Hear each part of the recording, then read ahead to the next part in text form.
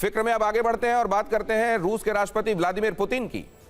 Putin 4 दिसंबर को भारत आ रहे हैं और ऐसे में कई लोगों के मन में सवाल यह है कि आखिर पुतिन के साथ भारत कौन कौन पहुंच रहा है, वो अपने साथ क्या क्या ला रहे हैं, क्योंकि पुतिन की दुनिया बहुत मिस्टीरियस, रहस्यमयी मानी जाती है और इसकी वजह सिर्फ राजनीति नहीं है बल्कि उनका व्यक्तित्व, उनकी सुरक्षा व्यवस्था, उनके करीबी सर्कल और जानकारी की गोपनीयता है। एक पूर्व केजीबी अधिकारी होने के कारण पुतिन कम बोलते हैं, चेहरे से भाव कम दिखाते हैं, छिपी योजनाएं पसंद करते हैं और चीजों को नियंत्रित रखना उन्हें सूट करता है। यहां तक कि पुतिन की वास्तविक सेहत और परिवार से जुड़ी जानकारियों को भी गुप्त रखा जाता है। ऐसे में समझने की कोशिश ये कि आखिर 2 दिन भारत में रहने के दौरान पुतिन की दुनिया कैसी होगी, कैसे हवाई जहाज में कमांड सेंटर बनेगा और कैसे होटल रूम में टेलीफोन बूथ सेटअप लगाया जाएगा।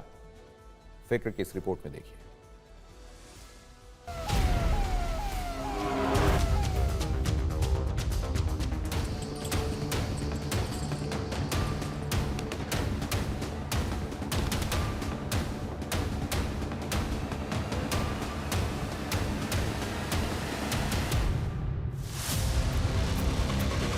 दो 2000 के दशक की शुरुआत में जब दुनिया के नेता सूट बूट में मीटिंग करते थे, तब पुतिन शर्ट उतारकर घुड़सवारी करते थे,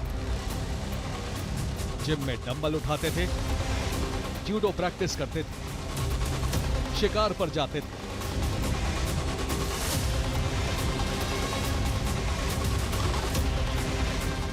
रूस के मीडिया ने पुतिन को सुपरमैन, जासूस और एक योद्धा के तौर पर पेश किया। तभी से दुनिया भर के लोगों में पुतिन को जानने की दिलचस्पी बढ़ गई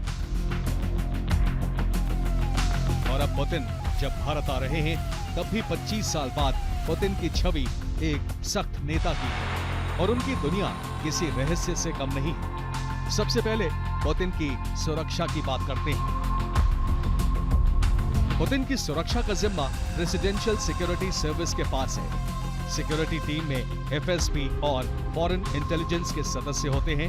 पुतिन के साथ कम से कम 100 लोगों की टीम चलती है।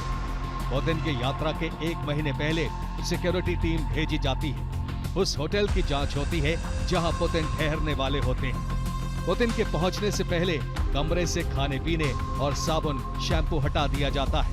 पुतिन मोबाइल इस्तेमाल नहीं करते, इसलिए होटल में टेलीफोन बूथ इंस्टॉल होता है। रूस से ही मोबाइल बाथरूम का सेटअप होटल में बनाया जाता है।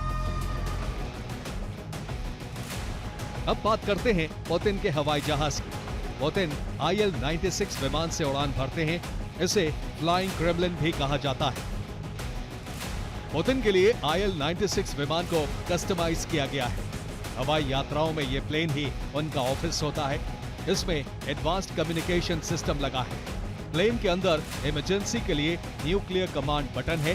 पुतिन हवा से ही अपनी सेना को परमाणु हमले का ऑर्डर दे सकते हैं। प्लेन में meeting room, conference room, bedroom, gym और बार भी है। ये एक बार में 11,000 किलोमीटर की उड़ान भर सकता है।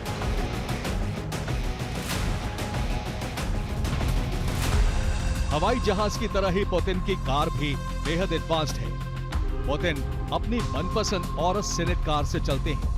जिस देश की यात्रा करते हैं वहां ये कार पहले ही पहुंचा दी जाती है।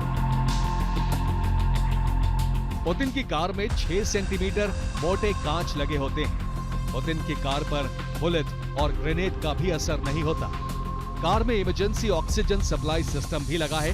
पुतिन की कार 249 किलोमीटर प्रति घंटे की रफ्तार से चल सकती है। चारों टायर पंक्चर होने पर भी कार चल सकती है।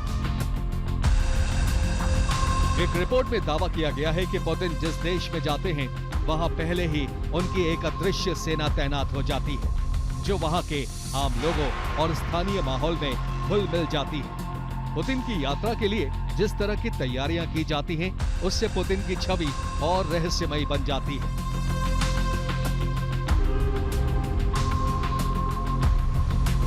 पुतिन अपने साथ एक पोर्टेबल लैब लेकर चलते हैं। इस पोर्टेबल प्रयोगशाला में पहले खाने की जांच की जाती है। किसी भी देश में पुतिन अपने शेफ का बना खाना ही खाते हैं। पुतिन के शेफ भी आर्मी मैन होते हैं ताकि इमरजेंसी में हालात संभाल सके।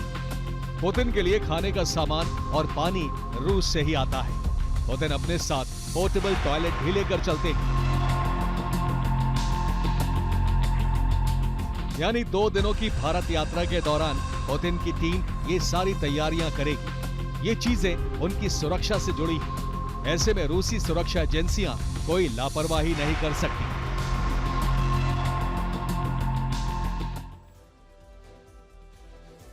यूं ही नहीं कोई पुतिन बन जाता।